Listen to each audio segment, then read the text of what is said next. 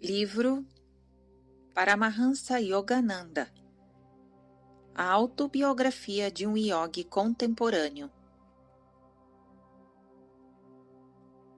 Se não virdes sinais e milagres, não crereis. João 4, versículo 48. Dedicada à memória de Lutherio Burbank, um santo americano.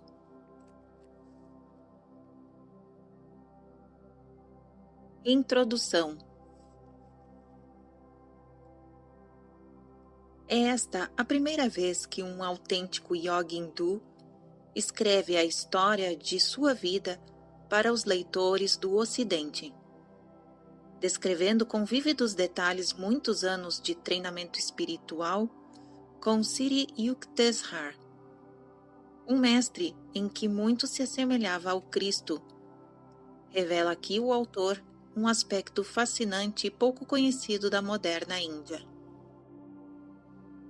Paramahansa Yogananda foi o primeiro grande mestre da Índia a viver no Ocidente durante um longo período, mais de 30 anos.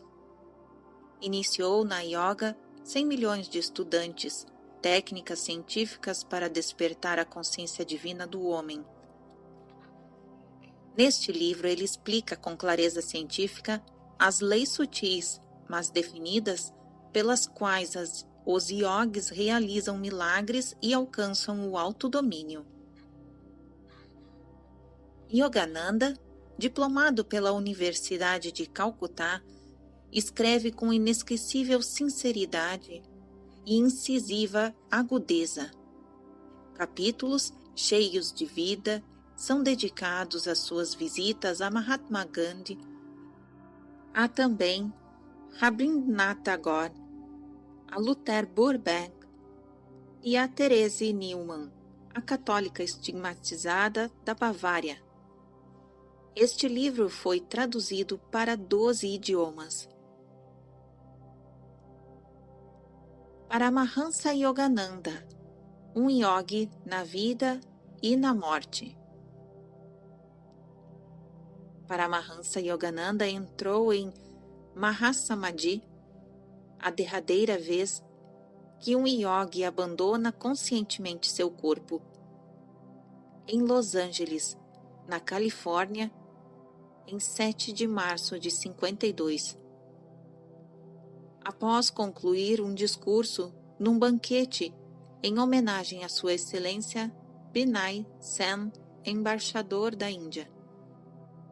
O relato da partida do muito amado yogi apareceu no número de março de 1952 de Self-Realization Fellowship Magazine, em Los Angeles, e no seminário de Times, no dia 4 de agosto de 1952. O grande instrutor mundial demonstrou o valor da yoga, técnicas científicas para chegar à percepção de Deus como realidade, não apenas em vida, mas também na morte. Semanas após haver partido, sua face inalterada brilhava com o divino esplendor da incorruptibilidade. O Sr. Harry D. Reville, diretor do cemitério de Forest Lawn, de Los Angeles, onde o corpo do grande mestre, já temporariamente, enviou à Self-Realization Fellowship uma carta com firma reconhecida da qual são extraídos os seguintes trechos. A ausência de quaisquer sinais visíveis de decomposição no cadáver de Paramahansa Yogananda constitui o mais extraordinário caso da nossa experiência. Nenhuma desintegração física era visível no corpo, mesmo 20 dias após a sua morte. Nenhum indício de bolor revela-se em sua pele e nenhum dessecamento, secagem, ocorreu nos tecidos orgânicos. Tal estado de preservação perfeita de um corpo, até onde vão os nossos conhecimentos dos anais mortuários, é algo sem paralelo. Ao receber o corpo de Yogananda, Os funcionários do cemitério esperavam observar, através da tampa de vidro do caixão, os costumeiros e progressivos sinais de decomposição física. Nossa admiração crescia à medida que os dias passavam, sem trazer qualquer mudança visível no corpo em observação. O corpo de Yogananda permanecia evidentemente num estado fenomenal de imutabilidade. Nenhum odor de decomposição emanou de seu corpo em qualquer tempo. A aparência física de Yogananda, em 27 de março, pouco antes de colocar-se a tampa de bronze no ataúde, era a mesma de 7 de março. Ele parecia, em 27 de março, tão cheio de frescor e intocado pela corrupção como na noite de sua morte. Em 27 de março, não havia em absoluto motivo para se afirmar que seu corpo sofrera qualquer desintegração física visível. Por estas razões, declaramos novamente que o caso de Paramahansa Yogananda é o único em nossa experiência. Fim da introdução. Capítulo 1. Meus pais e minha infância.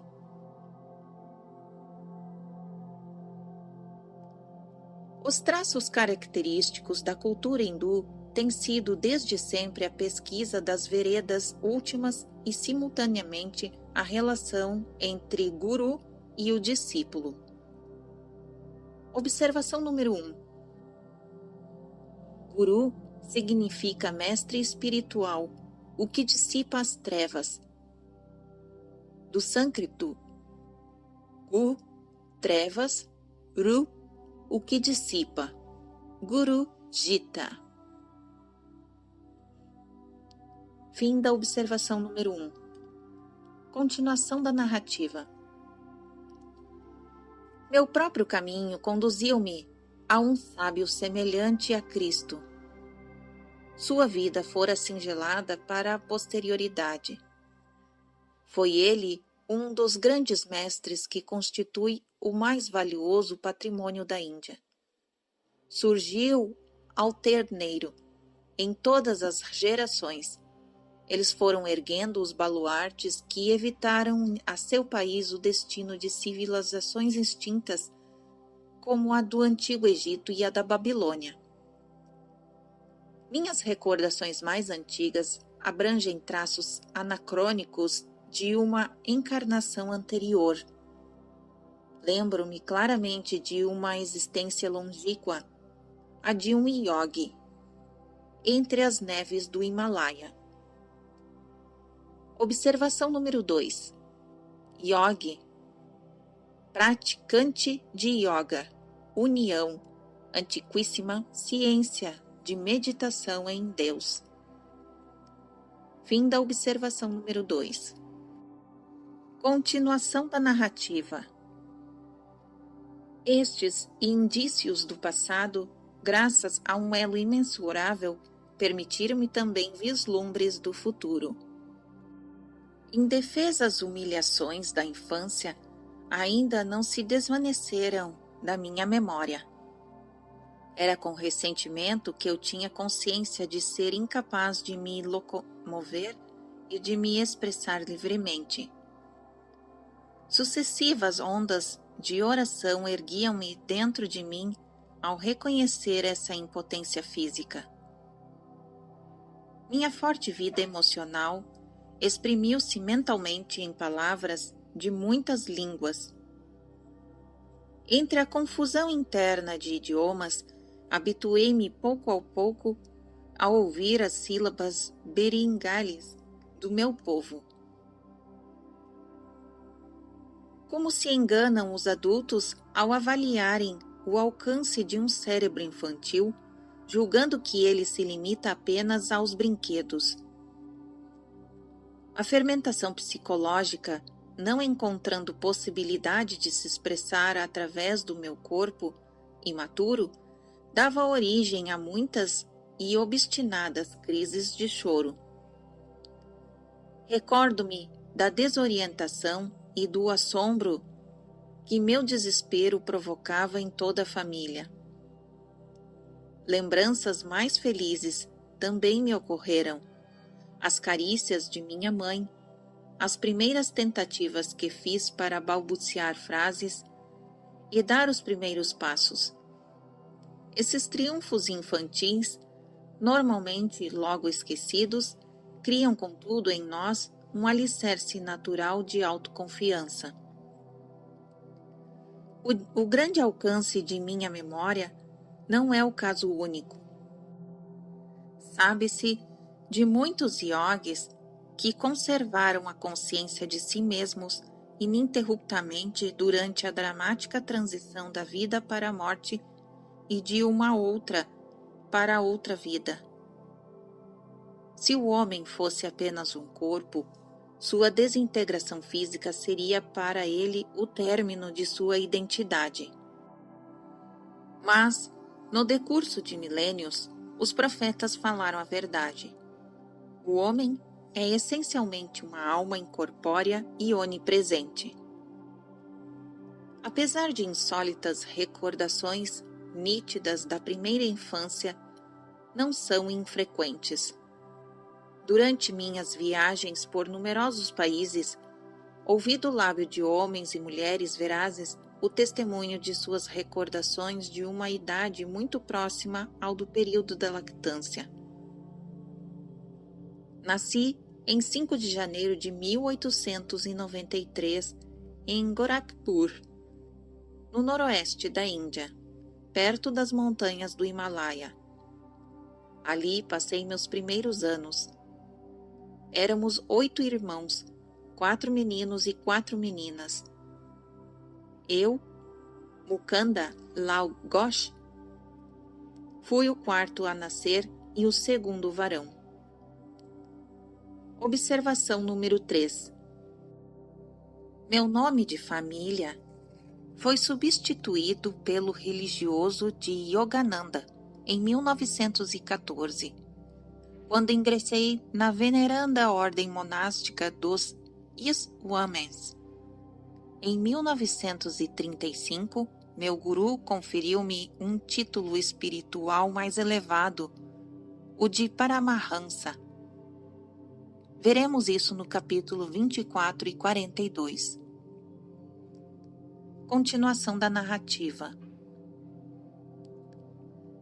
Meu pai e minha mãe eram bengalis, da casta Kshatriya.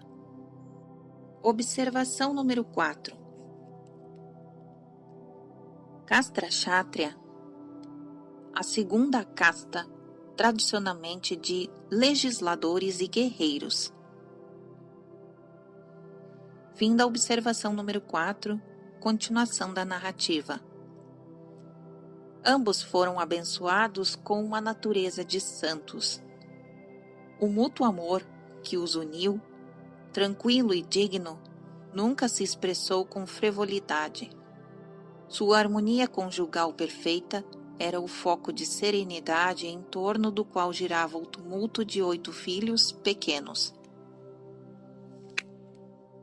Meu pai, Bhagapati Charan Ghosh, era bondoso e sério, e em certas ocasiões mostrava grande rigor. Embora lhe tivesse muita afeição, nós, crianças, mantínhamos para com ele certa distância que raiava pela reverência. Notável em matemática e lógica, guiava-se principalmente por seu intelecto. Mas minha mãe era uma rainha de corações e educou-nos inteiramente através do amor.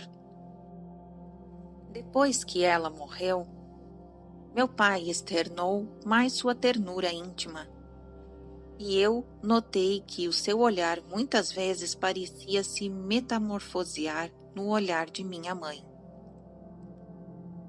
Foi em presença de mamãe que travamos os primeiros contatos agridoces com as escrituras. Ela recorria a Mahabharata e ao Ramayana. Observação número 5.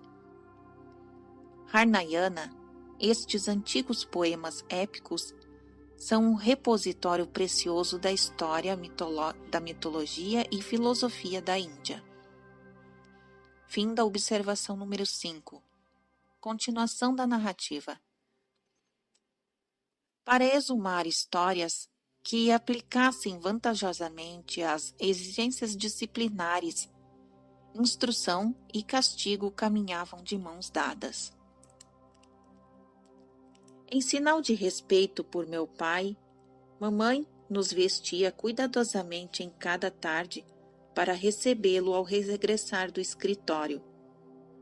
O cargo por ele ocupado era equiparável ao de vice-presidente numa das maiores companhias ferroviárias da Índia, a de Bengala Nagpur. Seu trabalho obrigava-o a frequentes viagens e a mudanças de residência. Nossa família viveu em diversas cidades durante minha meninice. Mamãe sempre tinha a mão aberta e generosamente para todos os necessitados. Papai também era caridoso, mas seu respeito à lei e à ordem estendia-se até o orçamento doméstico. Certa quinzena, mamãe gastou com a alimentação dos pobres mais do que papai gastava num mês. Papai disse: "Por favor, só lhe peço que seja caridosa dentro dos limites razoáveis." Mesmo uma repreensão suave de seu esposo era de suma gravidade para minha mãe. Sem revelar aos filhos seu desacordo com o papai, ela fez vir uma carruagem de aluguel. Mamãe disse: "Adeus, vou-me embora para a casa de minha mãe, antiquíssimo ultimato."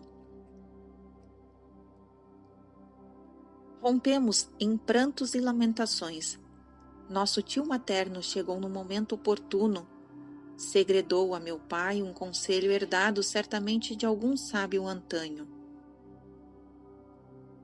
Depois de papai ter pronunciado algumas palavras de esclarecimento e conciliação, mamãe, feliz, despediu-se da carruagem. Assim terminou a única divergência de que tive conhecimento entre meus pais. Recordo-me, porém, de uma discussão característica.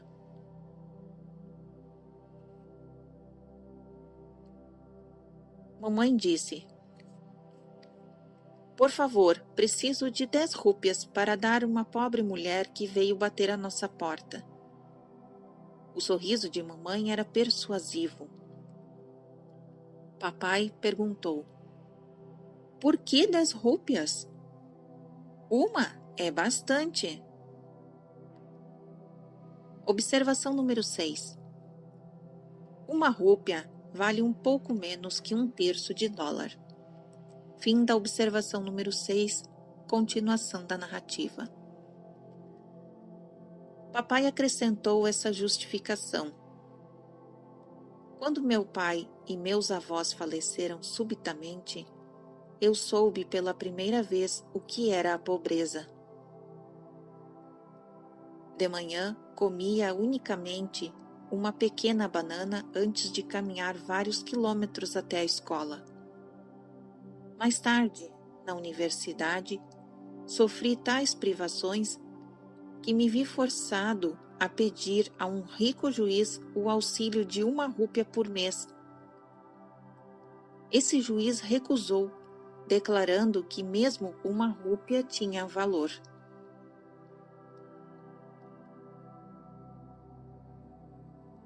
Minha mãe falou: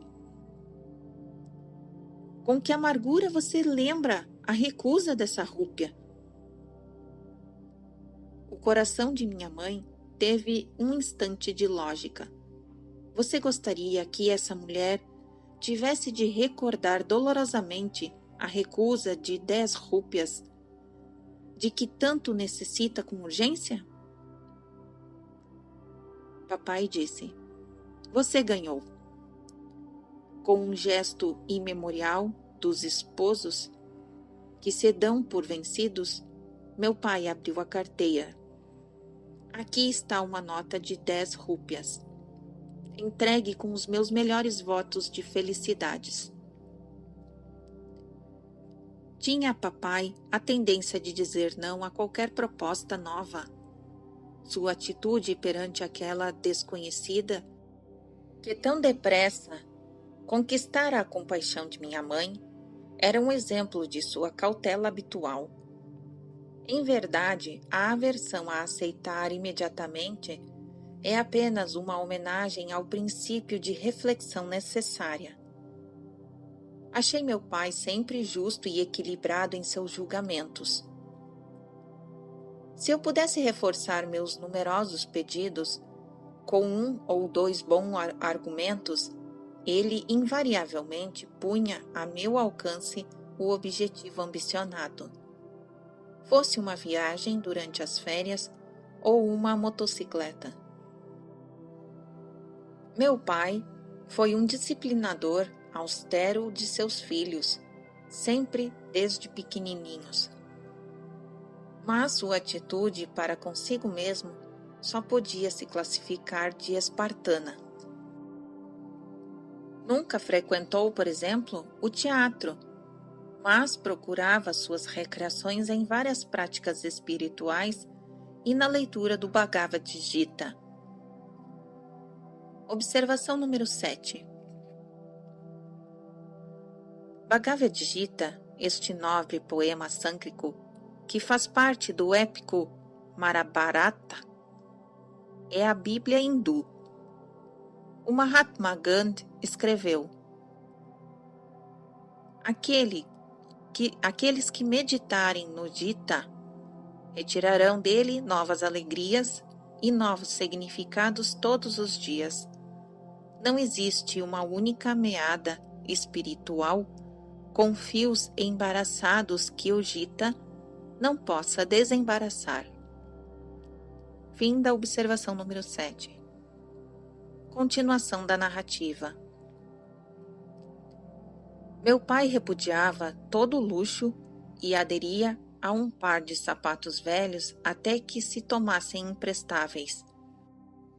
Seus filhos compravam automóveis depois que seu uso se tornou popular, mas papai contentava-se com o bonde para ir diariamente ao escritório.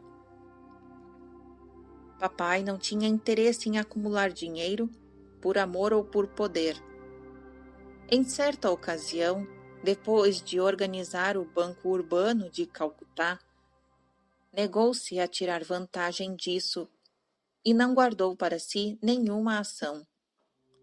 Desejara apenas cumprir um dever cívico durante as horas de folga. Ele fez sozinho o trabalho de 3 homens. O contador informou a companhia: tem de haver 125.000 rúpias, ou seja, $41.500, por compensações atrasadas. O tesoureiro enviou a papai um cheque com esse valor. Meu pai lhe deu tão pouca importância que se olvidou a mencioná-lo à família. Mais tarde, meu irmão mais moço, o Bishnu, informado de um grande depósito a seu crédito no banco, fez perguntas a papai. Por que me orgulhar com um lucro material? Respondeu papai. Quem procura alcançar o equilíbrio mental não se rejubila com o lucro, nem se desespera com o prejuízo. Sabe que o homem chega sem dinheiro a este mundo e dele parte igualmente sem levar uma só rúpia. Pouco depois de seu casamento, meus pais tornaram-se discípulos do grande mestre Lahiri Maharajaya, de Benares. Observação número 8. Pronuncia-se um tanto quanto Lairi quanto Lairi. É mudo e ao final do título. Fim da observação número 8. Continuação da narrativa. Esta associação fortaleceu o temperamento por natureza ascético de meu pai. Certa ocasião, mamãe fez uma confidência notável à minha irmã mais velha, Roma.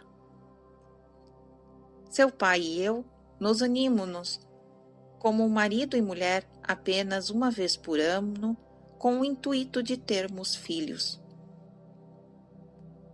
Meu pai conheceu pela primeira vez Lairi Marasaya por intermédio de Abhijna Badu, empregado de um ramal da estrada de ferro de Bengala, Narapur. Observação número 9. O significado de Badu é senhor, aposto aos nomes próprios em Bengali. Fim da observação número 9. Continuação da narrativa. Em Gorakhpur, Avinash Badu monopolizava seus ouvidos infantis com absorventes histórias sobre muitos santos da Índia.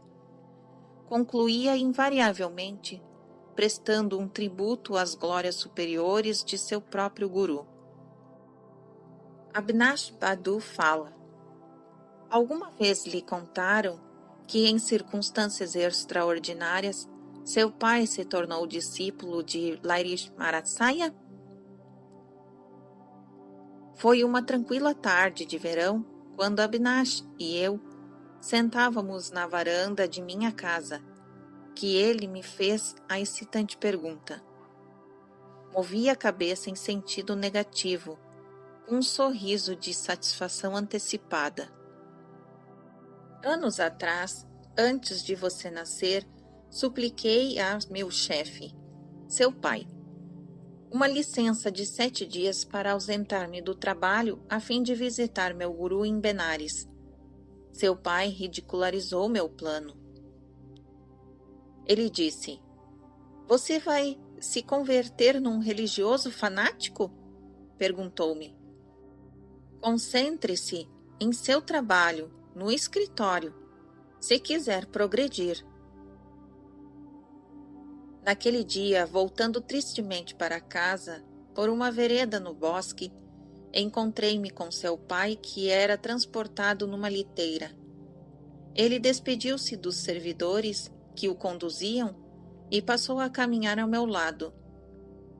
Procurando me consolar, começou a discorrer sobre as vantagens de lutar pelo sucesso mundano. Mas eu o escutava distraidamente. Meu coração repetia: Lairi Marasaya, não posso viver sem te contemplar. O caminho nos conduzia à orla de um campo tranquilo, onde os raios do sol, ao entardecer, coroavam a ondulante elevação do capim bravo. Estacamos de admiração. E ali no campo, a alguns metros de nós, apareceu subitamente a forma de meu grande guru. Observação número 10. Os poderes invulgares possuídos pelos grandes mestres são explicados no capítulo 30, a Lei dos Milagres. Fim da observação número 10. Continuação da narrativa. O guru diz: Bhagavati, você é muito duro com seu empregado. A voz ressoava em nossos ouvidos atônitos. Meu guru desapareceu tão misteriosamente como viera. De joelhos eu exclamava: Lairi Marasaya, Lairi Marasaya. Durante alguns momentos, seu pai quedou-se imóvel de assombro. Então ele disse: Avinash, Não só lhe dou licença, mas também a concedo a mim mesmo, a fim de partirmos amanhã para Benares. Devo conhecer este grande mestre Larish Marasaya, capaz de se materializar à vontade para interceder por você. Levarei minha esposa comigo e pedirei a este mestre que nos inicie na senda espiritual. Você nos guiará até ele? Sem dúvida! Eu transbordava de alegria ante a resposta miraculosa à minha prece e a rápida e favorável alteração no curso dos acontecimentos. Na noite seguinte, seus pais e eu viajamos de trem para Benares. Lá chegando durante o dia, cobrimos certa distância num trole e depois tivemos de caminhar por ruelas estreitas até atingir a moradia retirada de meu guru. Entrando em sua pequena sala, fizemos uma reverência ao mestre. Ensimesmados na habitual posição de lótus. Ele piscou os olhos penetrantes e levantou-os para o meu chefe.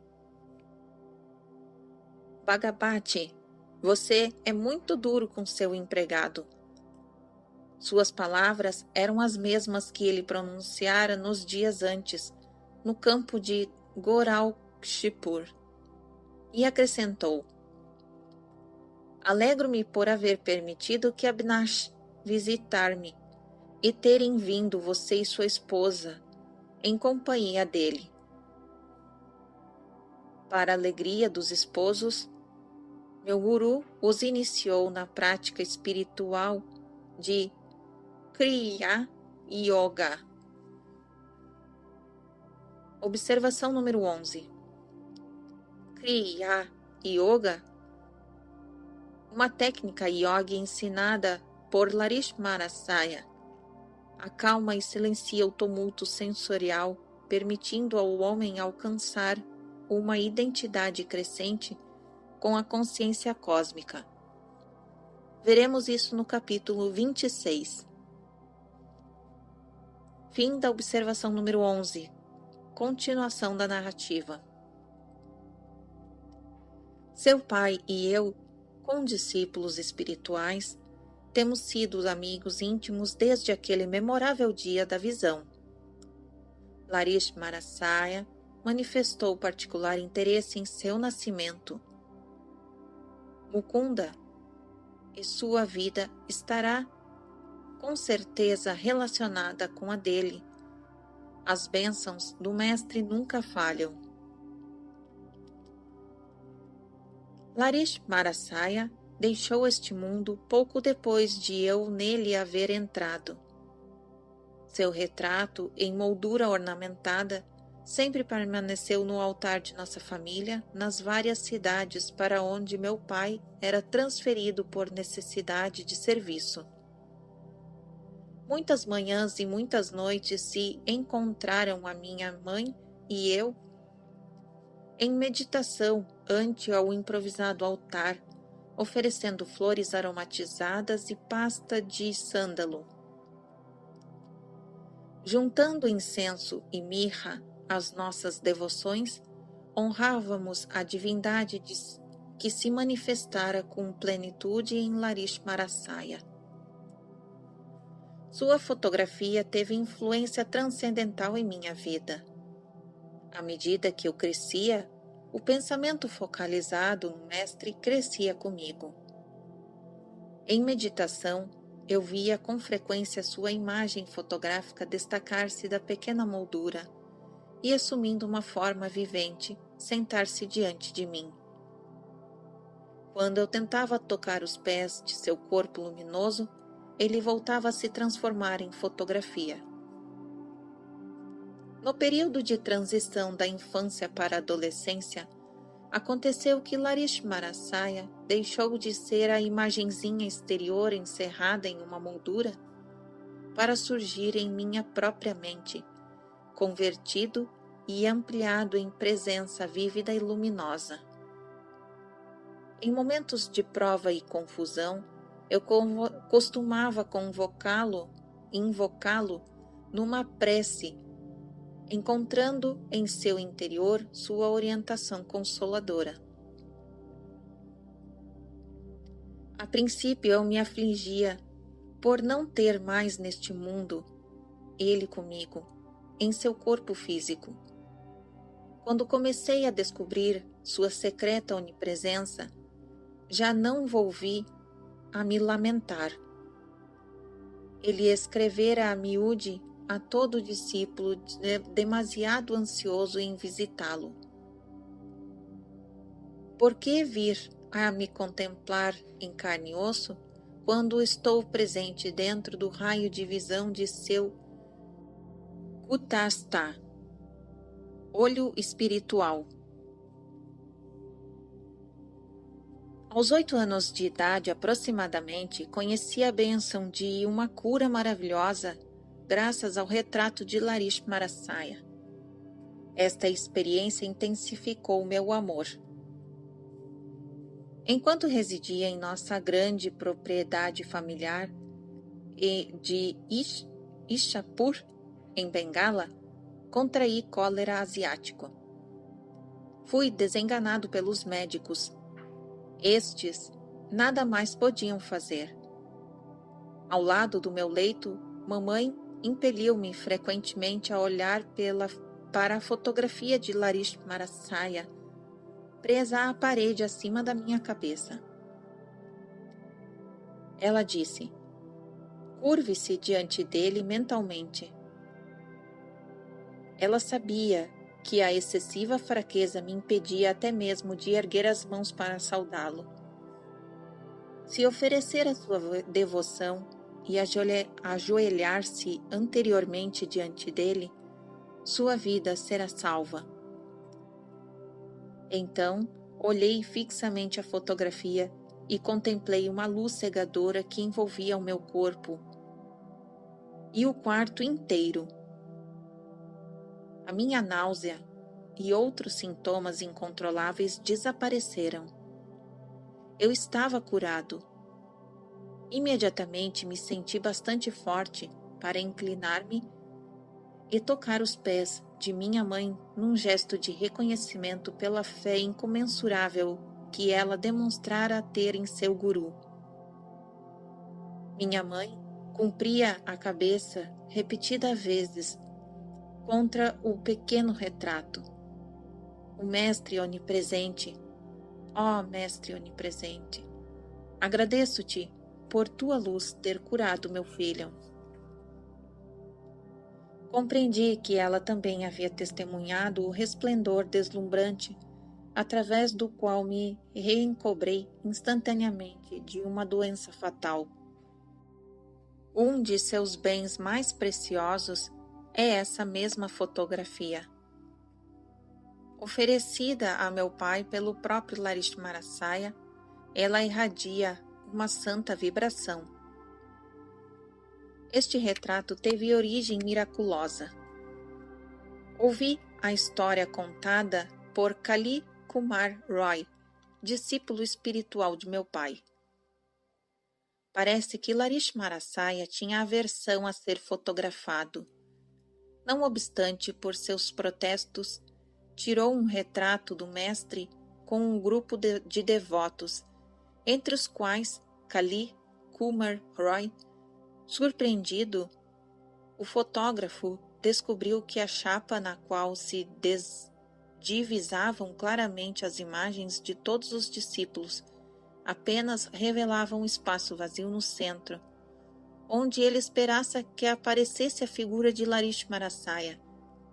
O fenômeno foi bastante amplamente comentado e discutido. Certo estudante, fotógrafo perito, Gangadhar Badu, jactou-se de que a fugitiva imagem não lhe escaparia. Na manhã seguinte, quando o guru se colocava em posição de lótus, num assento de madeira, com um biombo por trás, Gangadhar Badu chegou com seus equipamentos.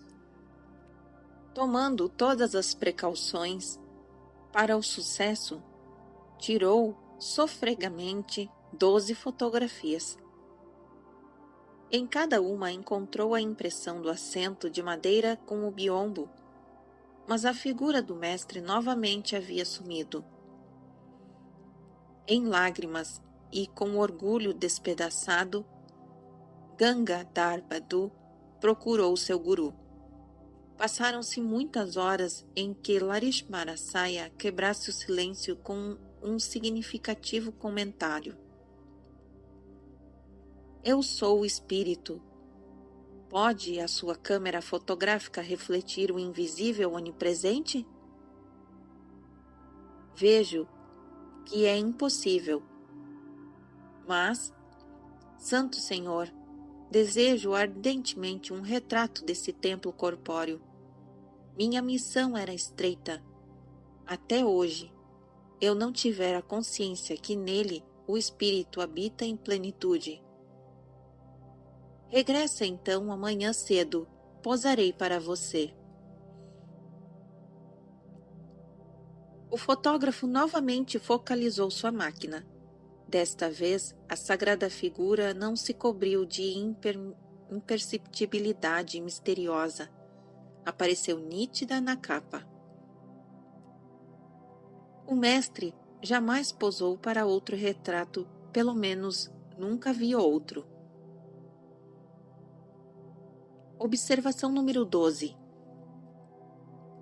Em 1959, Dayamata fez uma peregrinação ao lar de Larismarasaya em Benares, residência atual de um atual neto do mestre, Aboy Charan Lari.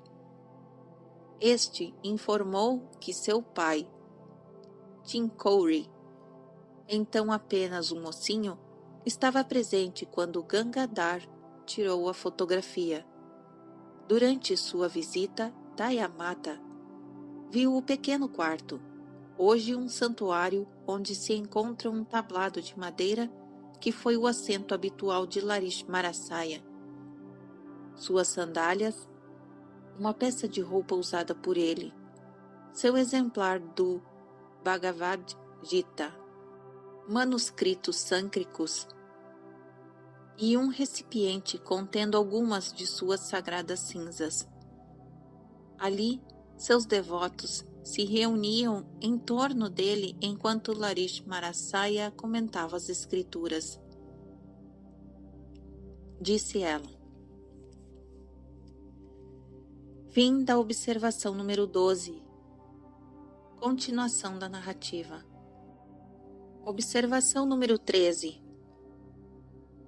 Cópias desta fotografia podem ser adquiridas na SRF em Los Angeles. Continuação da narrativa. Os traços fisionômicos de Larismarasaya, da casta universal, dificilmente sugerem a raça a que ele pertencia. O intenso deleite de sua comunhão com Deus é levemente denunciado pelo sorriso enigmático. Seus olhos semiabertos indicam um interesse nominal pelo mundo externo e, ao mesmo tempo, semicerrados, revelam a sua absorção na beatitude interior.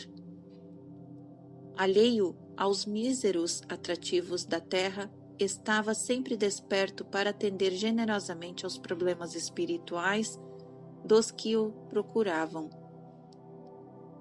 Pouco depois de minha cura, graças à luz que se projetou através da fotografia de Larismarasaya, tive uma visão de grande influência espiritual. Sentado em meu leito, certa manhã, absorvi-me em profunda concentração. Que há por trás da obscuridade dos olhos? Este pensamento inquiridor me avassalou a mente. Imensa luz manifestou-se instantaneamente em minha visão interna.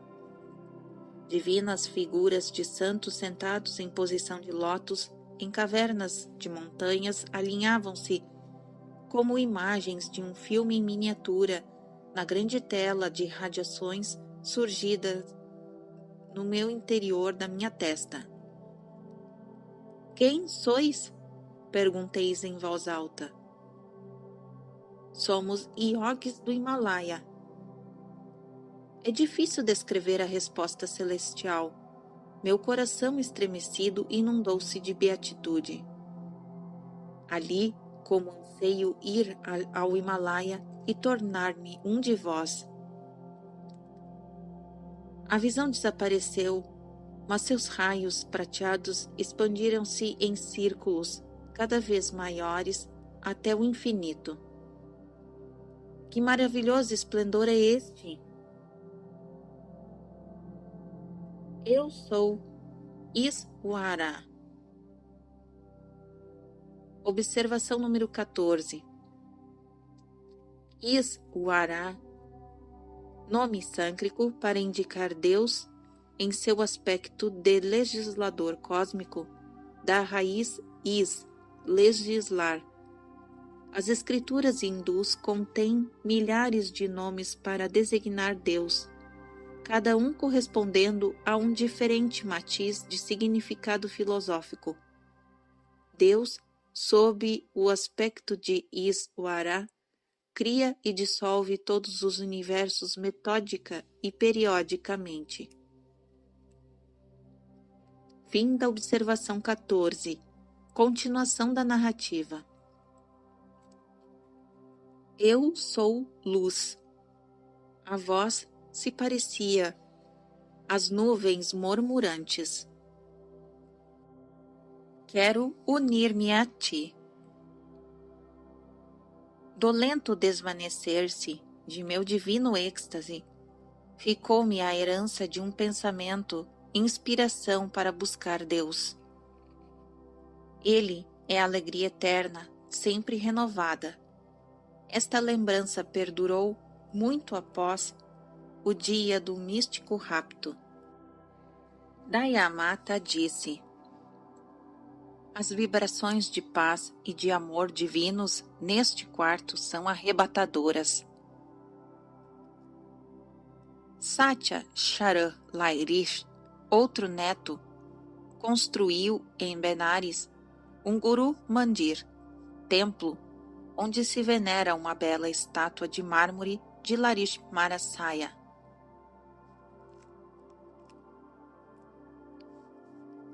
Outra recordação de minha infância é notável, e tão literalmente que carrego sua cicatriz até hoje.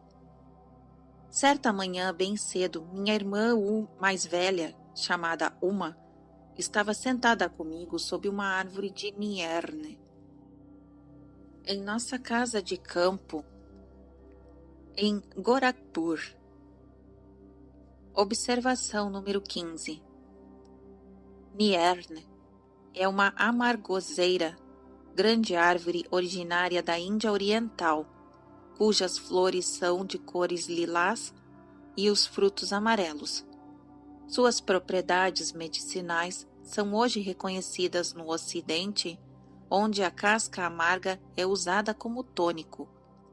Descobriu-se que o óleo de suas sementes e frutos é de valia no tratamento da lepra e de outras moléstias. Fim da observação número 15. Continuação da narrativa.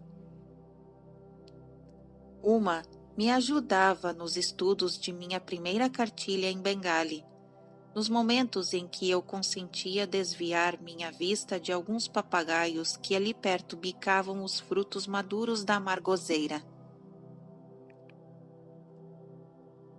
Queixou-se Uma de um certo inchaço em sua perna e foi buscar um frasco de unguento. Untei meu antebraço com um pouco da pomada. Por que esfrega remédio num braço sadio? Bem, irmã, sinto que amanhã vou ter um furúnculo. Estou experimentando o unguento no lugar onde a inflamação vai aparecer. Ela disse: Menino mentiroso!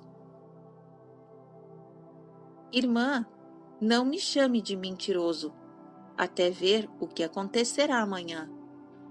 Eu estava indignado.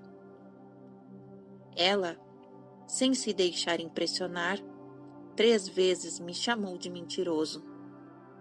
Resolução inflexível como diamante soou em minha voz quando lhe dei esta lenta resposta. Pelo poder da vontade em mim, afirmo que amanhã terei um enorme furúnculo exatamente neste lugar de meu braço, e o teu furúnculo estará 2 vezes mais inchado que hoje. Na manhã seguinte, encontrei um valente furúnculo no lugar indicado, e o de uma tinha duplicado 2 vezes de dimensão. Gritando agudamente, minha irmã correu para minha mãe. Mukunda converteu-se em nigromante. Com gravidade, mamãe instruiu-me a nunca usar o poder da palavra para fazer o mal. Sempre recordei de seu conselho e o segui fielmente. Um cirurgião rasgou meu furúnculo. Uma cicatriz notável até hoje mostra onde o médico a fez a incisão. Em meu antebraço direito existe um sinal memorável do poder imanamente na límpida palavra do homem. Aquelas frases simples e aparentemente inofensivas a uma, pronunciadas com profunda concentração, possuíram suficiente força oculta para explodir como bombas e produzir efeitos definidos, embora prejudiciais. Compreendi mais tarde que o poder vibratório da linguagem poderia ser sabiamente dirigido para liberar nossa vida de dificuldades e assim operar sem deixar cicatrizes nem censuras. Observação número 16. A potencialidade infinita do som deriva da palavra criadora Aum, o poder vibratório cósmico por trás de toda a energia atômica. Qualquer palavra proferida com límpida compreensão e profunda concentração tem valor materializante. A repetição oral ou silenciosa de palavras inspiradoras provou sua eficiência em sistemas de psicoterapia, como por exemplo o de Coué. O segredo reside em introduzir um crescendo na frequência vibratória da mente. Fim da observação número 16. Continuação da narrativa. Nossa família transferiu-se para Lahore, em Punjab. Ali, comprei um retrato da Mãe Divina sob a forma da deusa Kali, que santificou um modesto altar na sacada interna da nossa casa. Observação número 17. A deusa Kali é um símbolo de Deus sob o aspecto da eterna Mãe Natureza. Fim da observação 17. Continuação da narrativa. Dominou-me a convicção inequívoca de que todas as minhas preces pronunciadas naquele santo lugar se realizariam. Certo dia, de pé nessa sacada, em companhia de uma, observei 2 meninos empinando papagaios de papel sobre o telhado de 2 edifícios vizinhos, separados de nossa casa por uma estreita rua. "Por que se acha tão quieto?" perguntou-me uma, dando-me um empurrão por brincadeira. "Estou pensando como seria maravilhoso se a Mãe Divina me desse tudo o que eu pedisse. Suponho que ela lhe daria aqueles 2 papagaios. O riso de minha irmã era de caçoada. Então eu disse: por que não? Comecei a rezar silenciosamente para obtê-los. Na Índia, os meninos fazem competições e apostas com papagaios cujas linhas são recobertas de cola e vidro moído.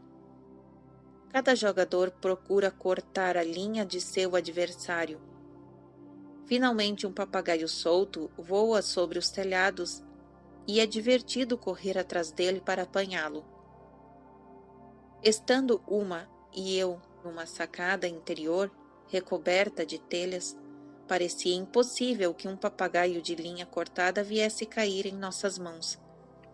Sua linha naturalmente passaria flutuando sobre o telhado. Do outro lado da estreita viela, os competidores começaram o combate.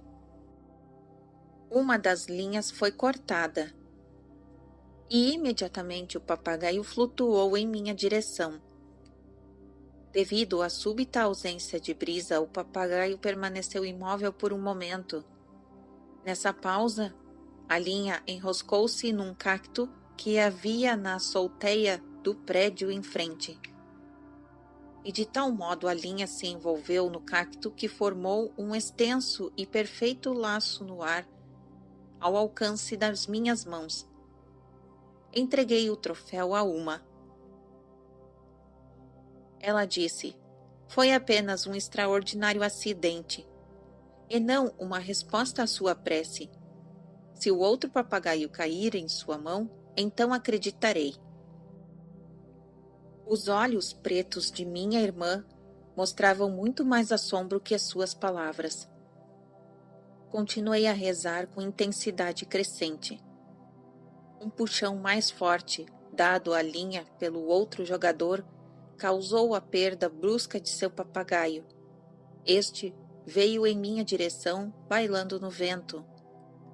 Meu útil ajudante, o cactus, novamente prendeu a linha num laço bastante extenso para que eu pudesse o alcançar. Apresentei meu segundo troféu a Uma. Uma disse: a Mãe Divina o escuta certamente. Tudo isso é demasiado misterioso para mim. E minha irmã pôs-se em fuga como uma pequena corça assustada. Fim do capítulo 1.